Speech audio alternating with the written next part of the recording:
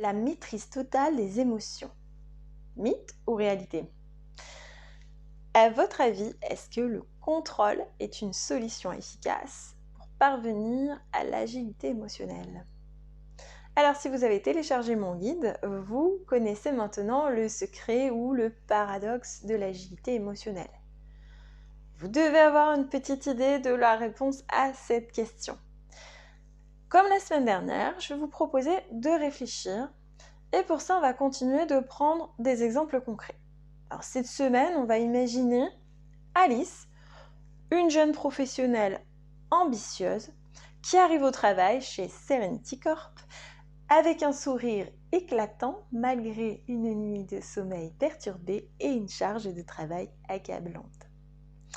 Donc la veille, en rentrant du travail, elle a dû expliquer des concepts de mathématiques dont elle avait oublié l'existence pour aider son fils à faire ses devoirs. Ça lui a pris la soirée et c'est comme ça tous les soirs. Elle cache habilement sa frustration et son stress derrière la façade de la positive attitude. Mais au fur et à mesure que la journée avance, des petits incidents surviennent. Un collègue ne la salue pas, un imprévu fait dérailler son planning et à l'extérieur, Alice semble toujours en contrôle, mais à l'intérieur, ses émotions commencent à bouillonner. En réalité, Alice, c'est une vraie cocotte minute. À la fin de la journée, c'est l'apothéose, son ordi plante, elle perd tout son travail et là, elle atteint son point de rupture et explose de colère. Ses collègues la regardent surpris.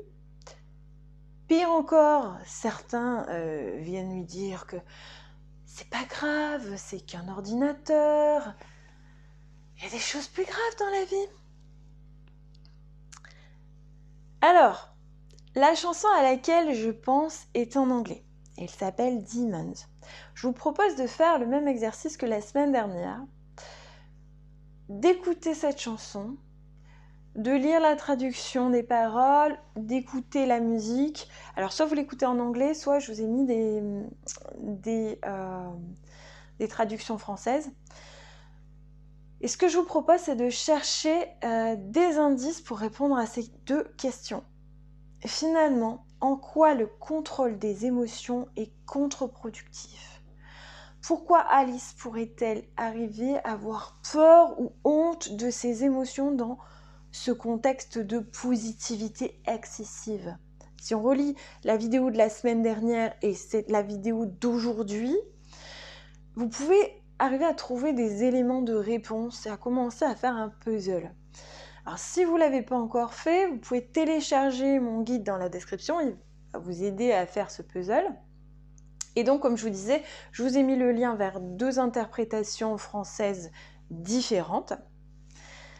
Je vous souhaite donc une bonne réflexion et la semaine prochaine, on va continuer cette série et on parlera de la croyance selon laquelle les émotions ne devraient pas être montrées en public. À lundi prochain pour de nouvelles aventures musicales.